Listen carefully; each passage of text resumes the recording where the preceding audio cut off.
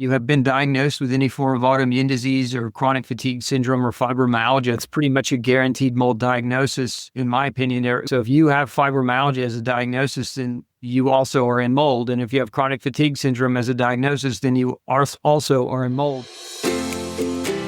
Welcome to the Inspired Living with Autoimmunity podcast, the podcast for high achievers who want to stay sharp, focused, and full of energy despite their diagnosis. With your host, National Board Certified Functional Medicine Health Coach, Julie Michelson, where Julie helps you take your power back from autoimmunity. And now here's your host, Julie Michelson.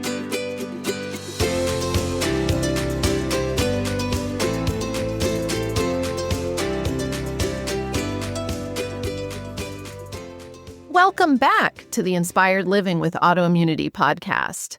I'm your host, Julie Houghton.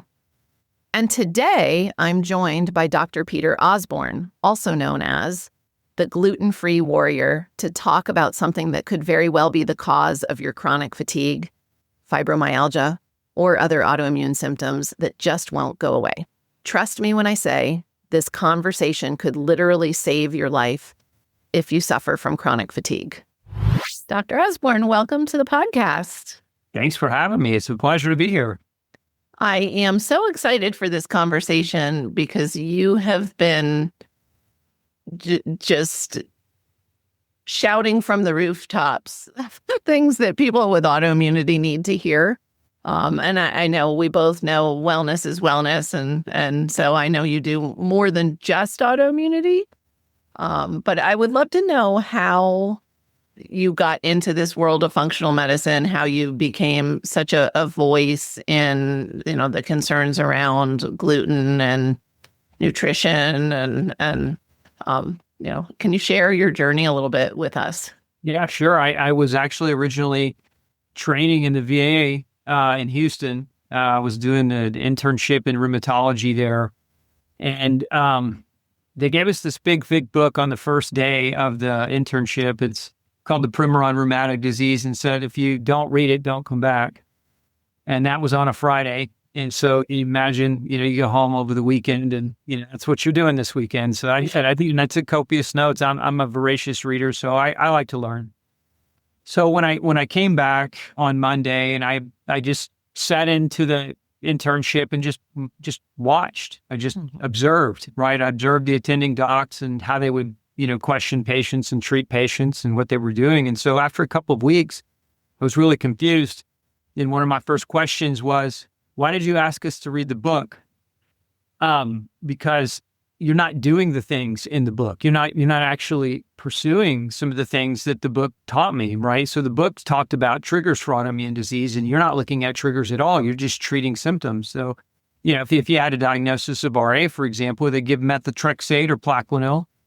Lupus, ankylosing spondylitis, it really didn't matter what neurological diagnosis they gave. It was really the same handful of what are called DMARDs, disease-modifying anti-rheumatic drugs. So I'm like, if we're not going to look for why they're sick and we're just going to medicate them, why read anything?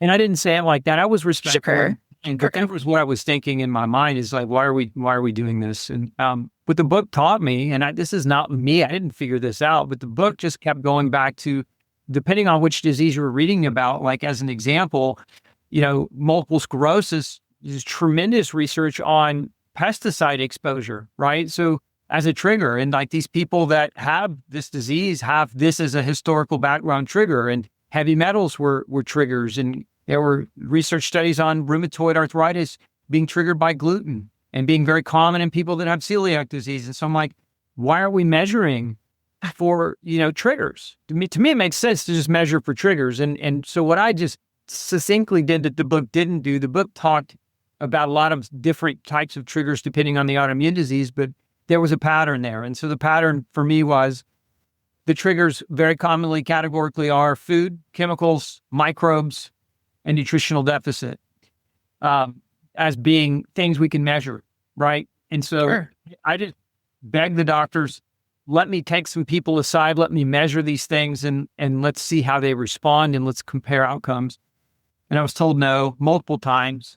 We don't do that here. So I just kept going back to the library at Jesse Jones, the medical library in Houston, and I just kept basically drawing research out on, it started with gluten, look at all the connections between gluten and RA, look at all the connections between gluten and autoimmune, period. Why aren't we testing for that? Let's just try that. And I brought stacks of literature to my attending, and he said, no, we're not going to do that. And then I went back and said, okay, well, what about fish oil? We can treat patients' pain with fish oil. I mean, look, comparatively to NSAIDs, it works just as well. Why would we want to damage their gut when we're treating them with NSAIDs when we have another option? No, we're not going to do that. And then I went back again and I pulled the literature on fasting. And I'm like, look, patients with rheumatological disease have less pain in like 48 hours just by not eating. What does that tell us? Maybe it's something in the food. It's not rocket science. And I was told again, no, we're not. Oh, they must have hated you. I think toward the end, they didn't like me very much. After leaving the VA in frustration, and I started my own practice, one of my first private practice patients was a little girl, 9-year-old little girl named Ginger. And she came to me because for 7 years, she had been being medicated. She'd been diagnosed with juvenile rheumatoid arthritis at the age of 2.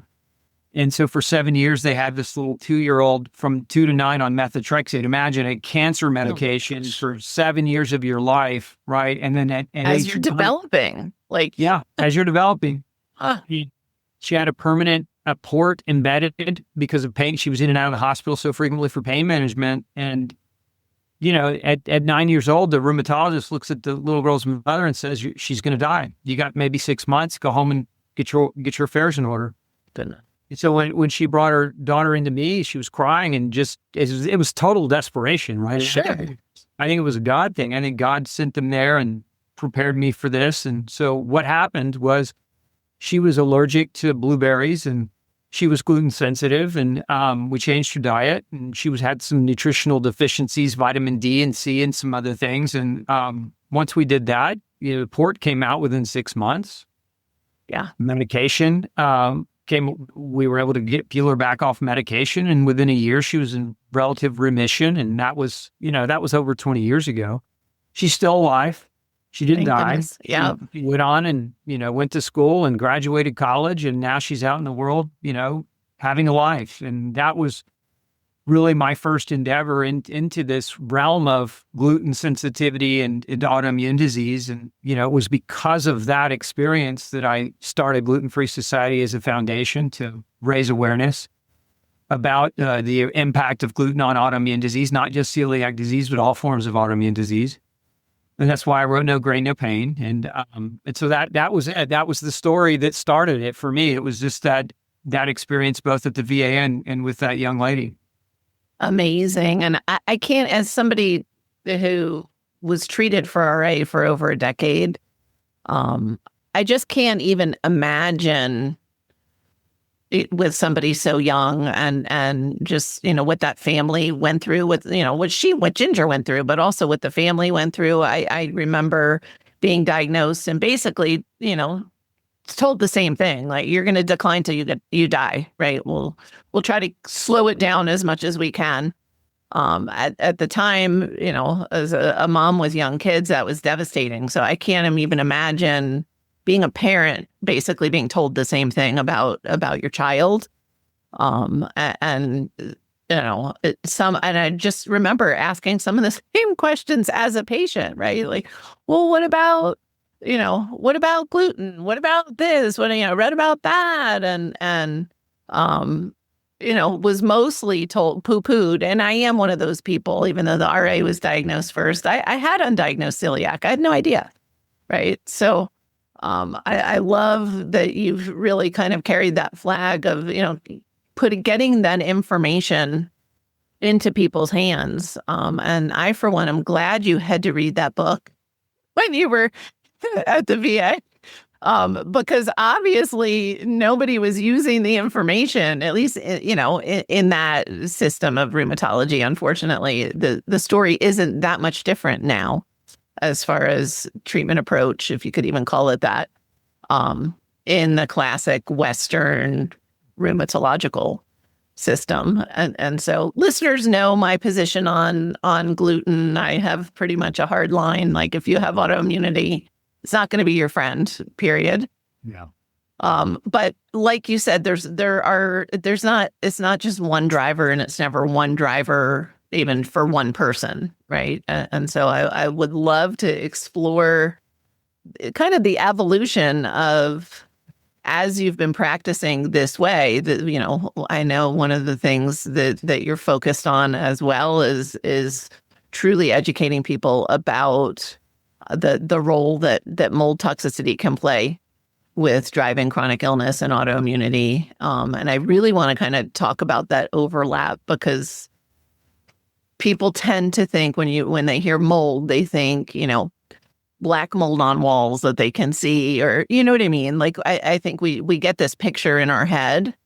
But I kind of, to me, directly connects to your book, No Grain, No Pain, because I don't think people realize how much mold is in our food system.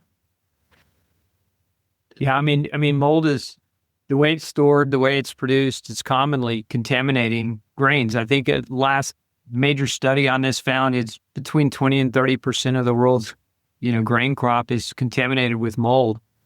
So it's a major problem. That's why you have, a lot of companies and a lot of governments require testing on a lot of these crops to try to reduce or minimize mycotoxins, which are the toxin derivatives of mold, right? Not quite the same thing, but they're the derivatives of mold. So, for example, black mold produces a type of toxin called trichotillin, and Aspergillus mold can create several types of toxins like gliotoxin and ochratoxin. So it's those things that can be present in grains that can also drive illness, not just environmental mold. It's both. But from what I see in my own clinic, most of the people nowadays that have been practicing 25 years, they're coming to me, they've already read my book, they're already grain-free. Now they're still struggling and they don't know why. And part of the reason why is because they're being exposed environmentally to mold, which is not quite the same thing, right? So you have food-based molds,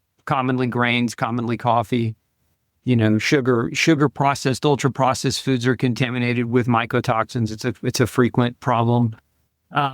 Those are some of the main things. And then, of course, any alcohol is going to be contaminated with mycotoxins, any form of, especially fermented, like wines and beer, ciders, that kind of thing. But for the vast majority of autoimmunity that we see when people have changed their diets and their problem and they're still struggling, we find a lot of environmental mold exposure. Wow. And again, it is back to the not necessarily visible, right? Like, I know it's humid where you are. I live in Colorado, and 22 years ago, when we moved here, we were told, oh, there is no mold here. It's so dry. So not true. But how do you, is it tested? Like, what is your approach with, you already clarified, like you're specifically giving the example of people who've already made the changes, right? They're already grain-free. Maybe their nutrient levels are supported, but the needle's not moving.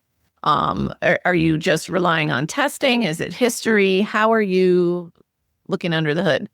Always all of the above, right? It's no one test that's 100% foolproof, right? As Sure. lab technologies are great. They're great guides. And I do use them. I believe in testing, not guessing. But part of not guessing too is a great history. Somebody says I had 2 roof leaks in a 5-year span. That's an important piece of the puzzle. If somebody says, when I walk in my laundry room, it smells like must, that's also an important piece. So part of it is history taking. You probe properly and sometimes you'll find evidence of either water damage to a person's home or office building or vehicle, because those are the 3 common places we're going to find it. And so you just have to ask the right questions. And then secondarily, symptoms, that's also history taking. What kinds of symptoms are these people presenting with? Because mold very, very commonly represents a symptom pattern around neurological toxicity. So, chronic fatigue syndrome, brain fog, neuropathy, migraine headaches, burning tongue syndrome or scalding mouth syndrome can be a manifestation. Loss of vision or visual disturbance is a common manifestation.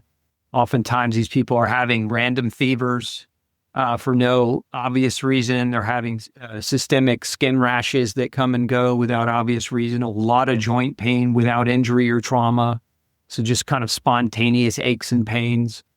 They really, really struggle to get out of bed. They're tired all the time. And so they just have these patterns, right, of symptoms. And then when you see that kind of pattern and they're non-diet responsive or non-nutrition responsive, now, you have the history, you have the symptoms. Let's corroborate. The next step would be to corroborate objective data. Do they have evidence of mold allergy? So you can measure immune responses to mold as an allergy, which isn't the same thing as mold toxicity. Right. You can also measure mold toxins. Urine testing can be very valuable in that regard. You can measure antibodies to mycotoxins. You can also measure a number of different inflammatory mediators or markers that can signify potential for mold. One of the cheapest markers that I see most frequently that any doctor can order is ferritin. Ferritin is oftentimes used as a marker for iron status or storage, but if ferritin's elevated at high levels, it's an acute phase protein, so it's an indicator for inflammation. And I probably see it in 80 to 90% of people who have mold exposure. So it's one of those screening tools too. Sometimes just on basic blood work and you're running into ferritin being elevated, now you have at least an insight or a clue that, hey, maybe that's part of the problem and you can inspect or investigate a little deeper. There's other markers, TGF-beta1 and MSH are markers, MMP9 is a marker. So there's just a variety of different markers. I'm more in the camp of, I like to measure as much objectively the actual exposure to the thing I'm suspecting than looking at some generic marker that could mean something, right? It's like, Sure. driveway's wet, maybe it rained, but maybe somebody washed their car, maybe the hose was on, or maybe the sprinklers turned on. There's multiple possibilities, right? So with mold, it's just is more as I can be specific. I try to gravitate in that direction. And once we find hard objective evidence, then we can prompt an inspection. A mold inspection of a person's home, can be costly if it's done well. Yeah. So you always want to go in with, evidence that says we need to justify this, right? I don't want to just, cause a person much money, right? So when we have enough data, then now it's just a matter of a good inspection. And look, mold inspectors are like doctors. There's good ones, there's bad ones. Sure. There's ones that don't understand mold, even though they're inspectors. Just like there's doctors who don't understand mold, right? So an air test is not a mold inspection. And I think that's one of the most important messages anyone suspecting mold could walk away from this interview with, is if you think that because you've had an air test of your house that didn't show mold spores, that you're in a mold-free home, you're sorely mistaken. Air test is one of the most inaccurate, misrepresentative, and misleading types of testing you can do to assess mold in a home. It's not to say that you can't find it, but you can oftentimes not find it. And Sure. Even the WHO, the World Health Organization, if you look at their guide on dampness, their recommendation for air testing is that a minimum of 27 air tests are required to assess indoor airspace. So most mold inspectors do one or two, and then they do a comparative. And so it's a far cry from 27. But there's other tools. So, you can do an air test. There's wall cavity sample testing that can sometimes be more accurate. A good mold inspector will look at the air conditioning system. They'll look at the plenum. They'll look at the coils, because sometimes you see microbial growth directly. A good inspector will have an infrared camera where they can detect potential for massive temperature variances that might lead to condensation. They'll have humidity readers or hygrometers that they use as tools. They'll understand construction well enough to see defects that might lead to moisture or condensation. So they'll do a visual inspection of the home and outside of the home. They may do some air testing. They can do cultures where they swab surface areas to determine whether or not there's mold spores or species that aren't being seen with the naked eye because they're microscopic at first. Right. And if they do find what they find looks like microbial growth, they can directly sample that with tape lifts or swabs. So it's a comprehensive approach, right? And it's just like with anything else. And if they're doing all those right things and they're coming to some kind of conclusion where they find it, then now their job is to assess why it grew. That's step 2 in the process, because if you know that it's there, you can remove it. But if the reason that it's there isn't fixed, it'll just grow back. It's just like the health, like our bodies, right? Like if we don't address how we got here. And I love the if somebody, hires someone to come do an inspection and they're in and out of your house in 20 minutes, half hour, you did not get a mold inspection. Like it is a complex, it should take some time. And like you said, they should be going everywhere. It shouldn't just be a quick in and out. Yeah, 2 to 4 hours is a reasonable, depending on the size of your house and the nature of things. But that's pretty typical for a good mold assessor to that's about how much time they'll need. So it's comprehensive. And that's why it'll cost a little bit more than those guys that come out for 20 minutes and do an air test, right? Yeah. I don't know, which, like you said, it may seem more cost effective, but if you're missing, then you're missing the whole point. It ends up biting you in the end. Well, you end up spending the money on a good one if you get a bad one, right? Yeah. So absolutely. Yeah, I mean, and if it's not mold, you can move on and you can really feel confident that you ruled it out. But if you've had an air test and it was normal, don't dismiss it as a potential, especially if you're testing through your doctor's office shows a bunch of objective findings that point to mold as part of what's driving the illness.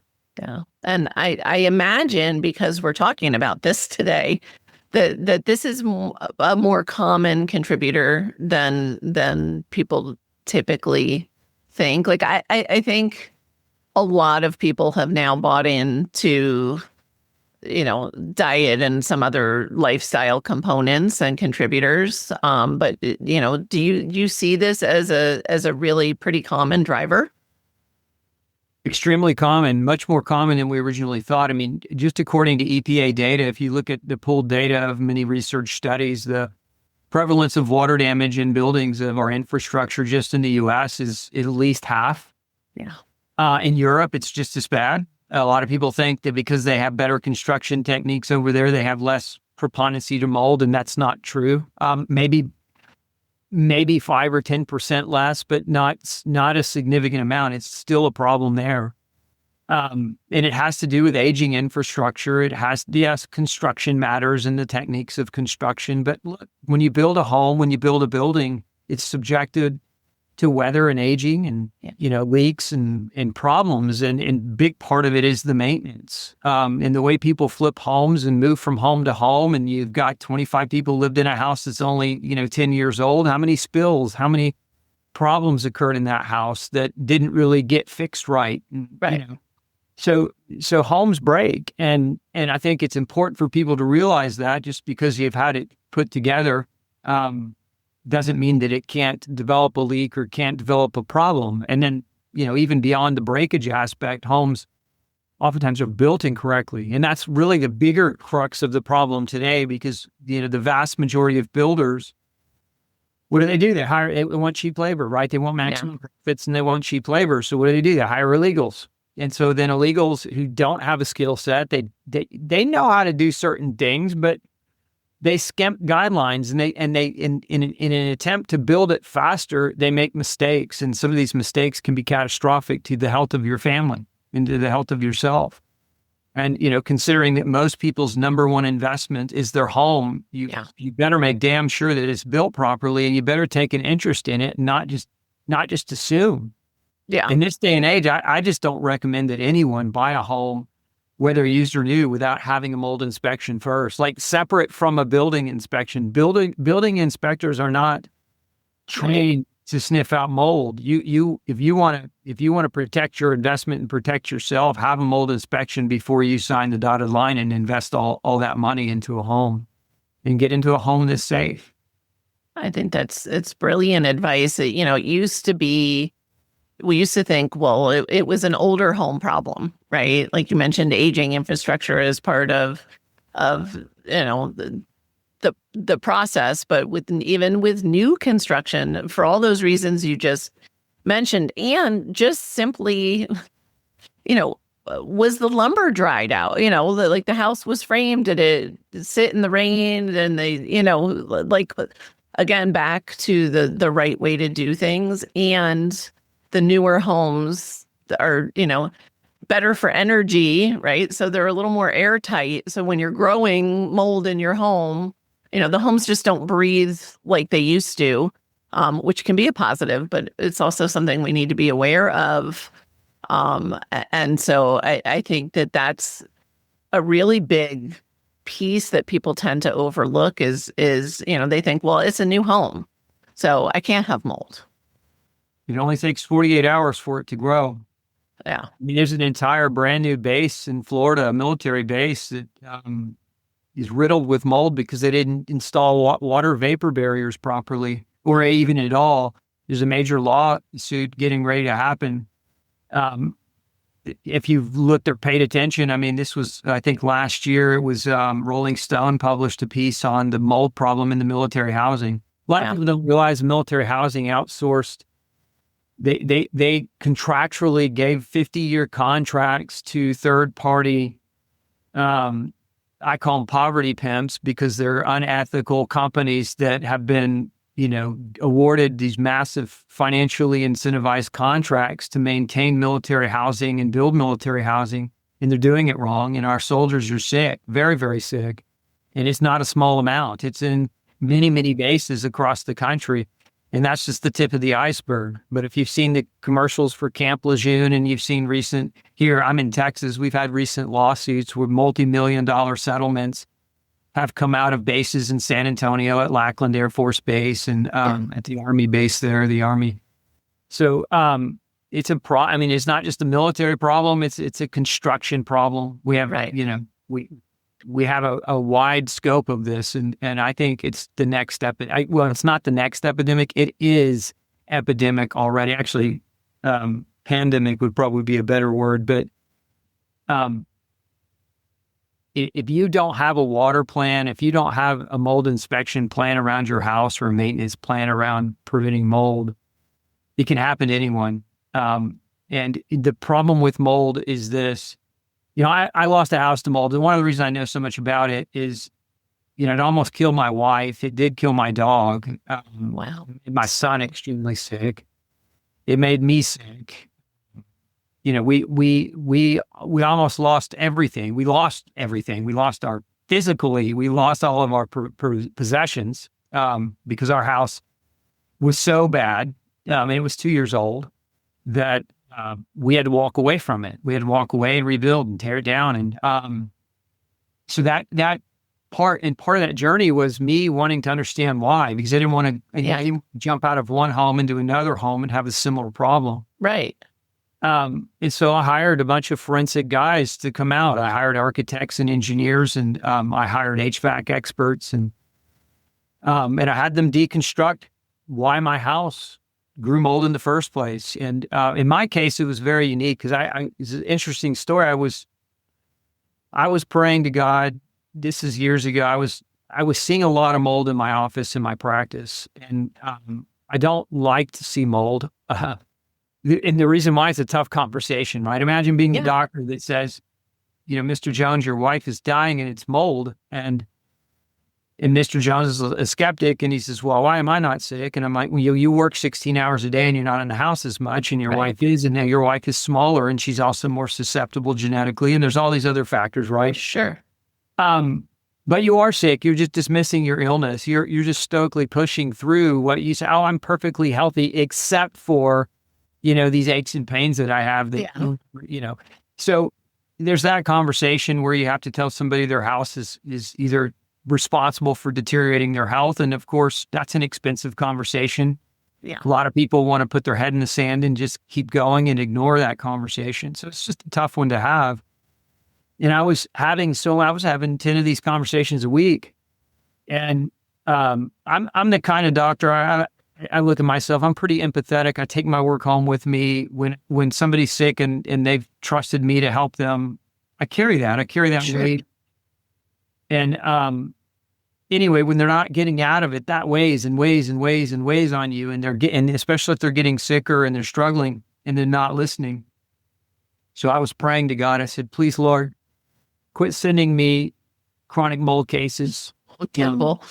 Please send me instead, the traditional cases where people respond tremendously well with their diet change and it's, relatively easy, and let me live out the rest of my Easy Street. my practice on Easy Street. And anyway, my answer was pretty clear. God gave mold to me, and he gave it to me in every way you could give it. I mean, he made everyone sick.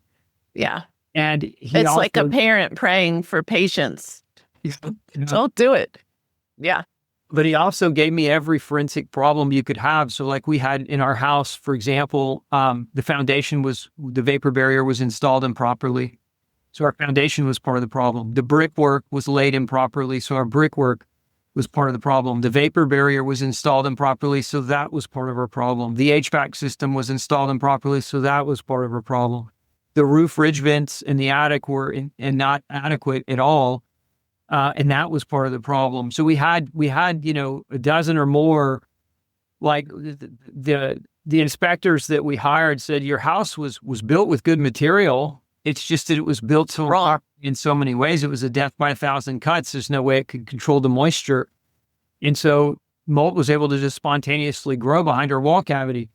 And it wasn't a visible, obvious mold growth. It wasn't like, oh, there it is. It's on the bathroom wall. It was actually, you had to tap the wall cavity and you had to look at the back of the sheetrock. And on the back of the sheetrock, you could see fractal patterns of mold growth with the right lighting. It's called a flashlight test, and a good mold inspector understands how to do that, where they would shine a high-powered LED light at the right angle. You can see it growing. So that was my answer. That's how I really said, okay, I can't retire and I can't seeing these people. So I better understand it better so that I can of better use to them, of better service. And so that's why I'm out advocating about it. It's why we're creating a documentary series on it, because it's such a vast topic. It's such a problem, and it's so under-recognized. And I think if you're struggling watching this and you have been diagnosed with any form of autoimmune disease or chronic fatigue syndrome or fibromyalgia, those are two big ones. That's pretty much a guaranteed mold diagnosis, in my opinion. There's a term called pathognomonic, meaning that if X is true, then Y is true, right? So if you have fibromyalgia as a diagnosis, then you also are in mold. And if you have chronic fatigue syndrome as a diagnosis, then you also are in mold, pathognomonic, right? So if you're watching this and this is the first time you're hearing it, welcome to the world of mold. And I hope you take this information seriously and investigate it, because it could save your life. Yeah. I mean, my wife almost died. As I said, she was on the couch most days in the depth of our mold exposure. And I would come home from work. And of course, I work 12 plus hours a day. So I was the least affected of my family. But in her case, I was really frustrated, because I would come home and she would be lying down and she was tired all the time. And you can imagine how that would affect a relationship. And, I would try to have a conversation with her, and her words were so foggy, her head was so foggy that she wouldn't be able to finish the sentence. And I would be like anticipating and trying to finish the sentence for her. And of course, it wasn't her fault. And, I was frustrated, not necessarily with her, but I was just frustrated. And sure. By the end of it all, she came to me. This was after we moved out, because when we got the forensic inspection done, we walked out of the house that day. Wow. Yeah. And we went to a hotel, and for 2 months we stayed in an extended stay hotel to try to recover. And when she got her brain back, one of the things she shared with me that I never knew before was, she said, I didn't want to live. I didn't want to kill myself, but because I just imagined walking out in the yard and if I had a pistol, just ending it all, not because I want to die, but because I just don't want to keep living. There was just a lack of desire to want to live that way and feel that way. And then after she shared that with me, my son shared the same thing with me. He felt the same way.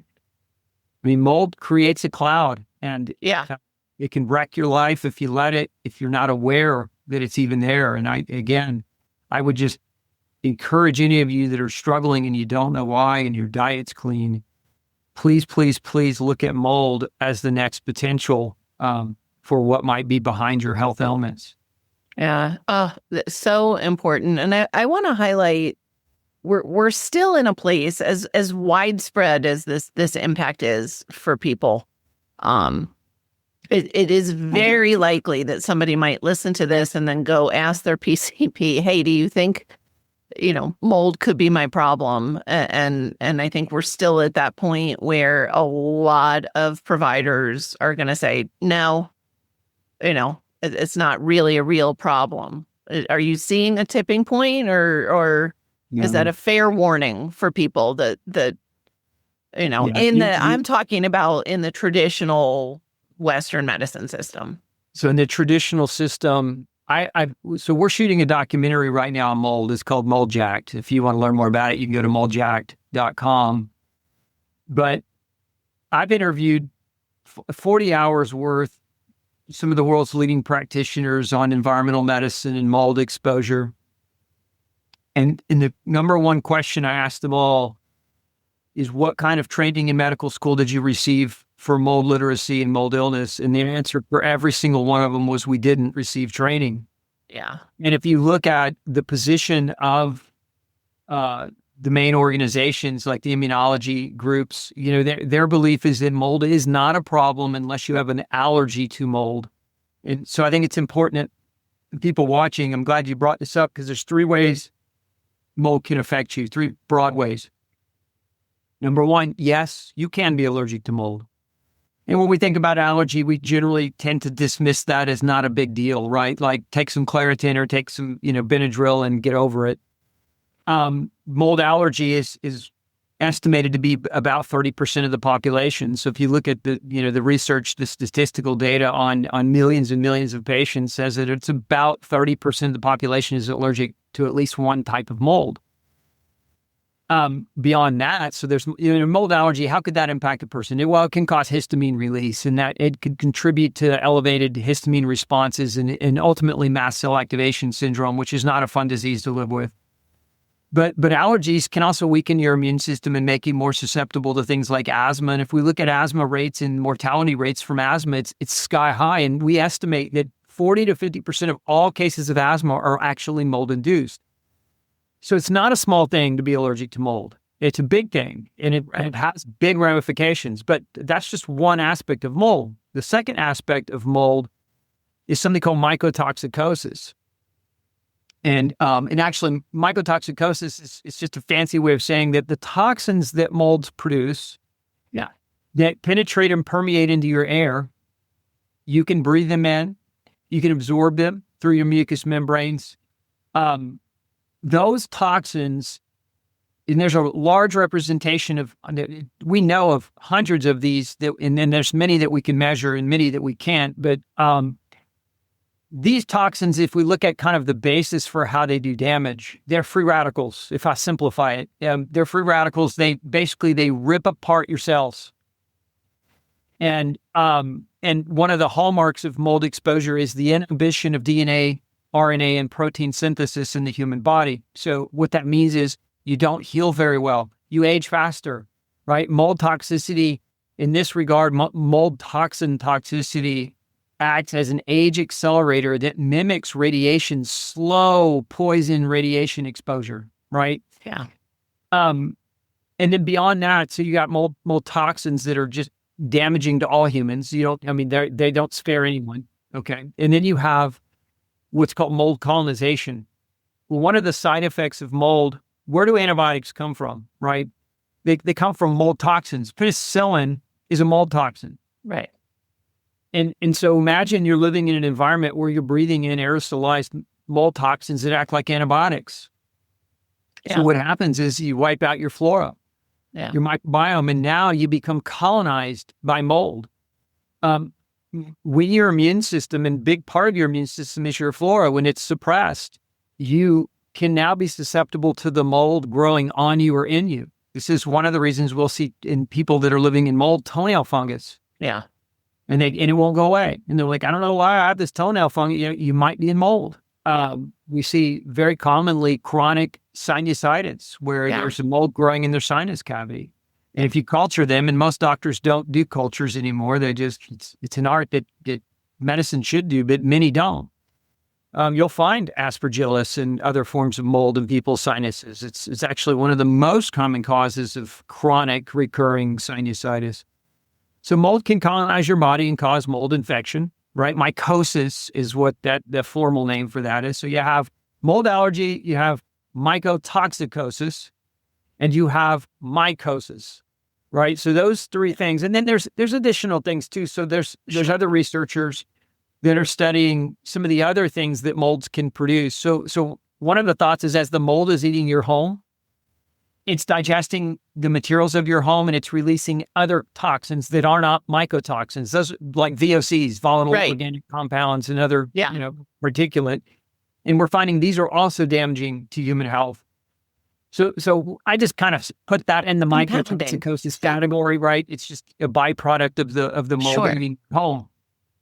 But these are all ways that mold could affect you. And maybe you're being affected in one way, maybe you're being affected in all three ways. And this is why it's important that you hire a mold literate doctor who knows more than just mold allergy, because the solution for mold allergy is either over-the-counter allergy medicines, prescriptive allergy medicines, or allergy shots, where they induce you, they inject you with low dose, inoculate you. Yeah. Great.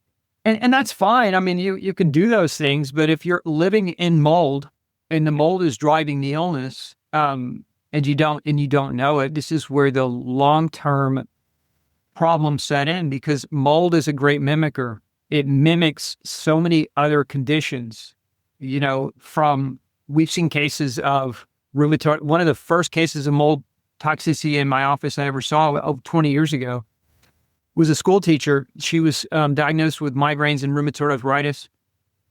And we changed her diet. And what happened was when she came to see me, her diet change coincided with the summertime. So she got better. We thought, her diet's doing the great job and she's getting better. And then when school started again, she started becoming symptomatic and she tanked. And we ultimately found above her ceiling tile in her office, the vents, the AC vents, black growth on them. And, when we got her to approach the powers that be at the schoolhouse, they dismissed it all. And ultimately what happened was, we tested it. It was black mold. We got her out of the school. She quit her job, right? Ultimately, she had to quit her job. Sometimes it takes a really drastic, change, right? And schools, I mean, you talked about military housing. Again, back to government contracts, like schools are just a huge exposure risk. It's definitely super common, They shut down the air conditioning unit all summer. I mean, if you live in a southern state, especially near the Gulf Coast, or any state for that matter, when you don't control humidity in an airtight building, and that humidity relatively goes up above 55%, welcome mold. Right. Mold is coming. It's just a matter of fact. I mean, mold needs water. The building itself is already mold food, no matter how you build it.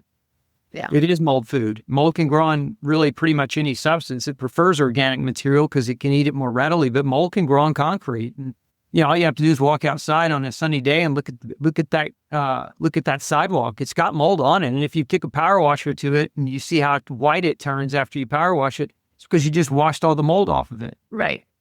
So mold will grow on concrete in bright sunshine. UV lights don't stop it. You have to control the water. The humidity is the piece that when you're thinking about construction and building, that if you don't control for humidity, then you're not going to control for mold. Yeah, it is so true. Sorry, I had to jump in because the schools are such a common exposure place. So I love that, even if you weren't aware early on, you were learning that before you finally embraced that this was part of the path you needed to take, was the deep dive in the mold world, and the mycotoxin world. So we've talked a little bit about, or a lot about, people who've already made good changes and haven't moved the needle. I'm guessing at this point, though, this is part of your assessment. If somebody walked into your clinic tomorrow presenting with autoimmune symptoms, including fatigue and whether they're labeled, not labeled. I tend to think sometimes of like chronic fatigue as and fibromyalgia as like, we don't know why, right? Which is where you're like, yeah, think mold. I'm guessing you're not waiting 6 months and having people do all these changes, that assessing for mold is part of your, pulling your lens back and really getting a good history and testing or not testing as far as what's going on. I mean, testing is, I mean, I don't test everyone just because. I usually part of the history first. Yeah. If they're telling me, yeah, I've got this long exposure to water damage, and yeah, I want to measure that. I want to definitely test for it. And if they're telling me, no, I don't suspect that at all, I'll start with other things. I mean, we start with what I spoke about earlier: food, chemicals, microbes, and nutritional deficits are going to be always the 4 categories of measurement to discern, trigger points for autoimmune disease. Because, autoimmunity is multifactorial. There's never one trigger. It's always usually a dozen or more. So we measure those triggers in everyone. And then if we have a background of mold suspicion, we're going to definitely deep dive on mold too. Yeah. Amazing. So for listeners that are trained, they know this question is coming. What is one step? And this could be unrelated to mold if you want, it doesn't matter. Just one step that you feel that everybody can take starting today to support health. So it could be anything. So there's 6. What I call the 6 non-negotiable fundamentals of being healthy. And if you try to negotiate with these 6 things, you will lose, and there will be a consequence. And the first is you have to eat real food. And you have to define what real food is to understand how to eat real food. Real food is not potato chips. Real food is not like going to the processed food and just because the bag says organic and whatnot, that's not necessarily real food. You've got to start with fundamentally eating real food. Number 2, you got to go to bed and get good rest. Now, a lot of people are like, well, I can't sleep. That's part of my problem. Well, we got to figure that out, right? But sleep is a priority for health. It's a priority for healing and repairing. Number 3, exercise is not negotiable. And exercise, you don't have to join a CrossFit gym or become a bodybuilder, but you need to be not sedentary, and you need to move weight. And when I say move weight, you don't have to lift heavy weight. Calisthenics, body weight is a great thing to move. Move your body. Yeah. And you need to master your body weight. You should be able to do a pull-up and a push-up and a sit-up and a squat and a lunge. These are fundamental things. I mean, look at any young child that's relatively physically active can do all of these things. And only as adults do we lose the ability because we endeavor to be sedentary for many, many years and our body atrophies. When your body atrophies, that means it's shrinking and your health is shrinking with it. Know that you need to move your body. Start where you can. You don't have to start with something you're not capable of. So if you can't do a push-up, then do a wall push-up. Or if you can't do a squat, sit against the wall and hold a half squat. Like there's a lot of different things you can do to move your way into that. Number 4, sunshine is required. Your body works off of photobiomodulation. Sunshine doesn't cause skin cancer. Sunburning does. It's just like water causes drowning, so quit drinking it. I mean, the medicine approach is just really backwards. We evolve in the sun. We require sun. There's UV light. There's red light. There's yellow and green light. There's all different types of wavelengths of light that have medicinal benefits in our bodies and are required by our bodies to function appropriately. So you've got to make sure that 20 minutes a day is not enough. Look, you've got to work on hours a day if you can. And so, you've got to arrange your schedule as if you want your life to be healthy. And so work on that. You also need, number 5, you need clean air. And this goes back to mold. If you've got mold and mold toxins blowing through your air, you're going to have a problem. If you've got burning a bunch of chemically laden candles in your house, right? You make it smell nice, but you're breathing those chemicals in that mimic estrogen and other hormones that are endocrine disrupting. Your health's going to suffer from that. Yeah. So clean air, and then clean water would be number 6. Yeah. And if you live in any major metropolitan area, I live in the Houston area. There are 42 prescription drugs that we can measure in our drinking water after the city's done filtering it. Yeah. So if you don't want to involuntarily take 42 prescription microdoses every time you drink a cup of water, you have to filter your water. There's great filter devices that are relatively inexpensive, but you should be filtering your water and filtering your air. If you do those 6 things consistently and those things are top of mind, even if you're not perfect, you're going to improve your health. And those are all, for the most part, free. I mean, yeah, you might pay for an air filter and an air filter. That part's not free. But sunshine is free. Yeah. Cost you your time. Going to bed on time is free. Exercise is free. You don't need a gym membership. Just do calisthenics. You can do them. Yeah. Right. You're going to eat anyway. So not eating processed food is not costing you more than eating real food. At the end of the day, people will argue, well, organic food is more expensive than non-organic food. And it is, but it isn't more expensive in the sense that you're not going to pay a health bill that bankrupts your family one day, or that you're not going to be an invalid that your children are now required to take care of you for the last 10 years because you can't remember their name and you put them all through such grief because you're demented. So your health is your responsibility. And those 6 things are part of, think of it as your blueprint to better health, and you should take them seriously because your life is at stake. So well said. And so much of it is back to nature and compensating for living in the modern times, really, like if we can just simplify it that way. So you mentioned the documentary coming out, moldjack.com. People can go there. For people that are listening and they're on the go and they're not going to click the show notes, where's the best place to find more of you? There's a couple of places. They could go to drpeterosborne.com, or they could go to my foundation, glutenfreesociety.org. If they want to get a bunch of free, fantastic information about diet, lifestyle change, and autoimmune disease, glutenfreesociety.org is where we house. I mean, there's thousands of articles and thousands of free videos, tons of information that they can tap into that would help them navigate all these confusing issues.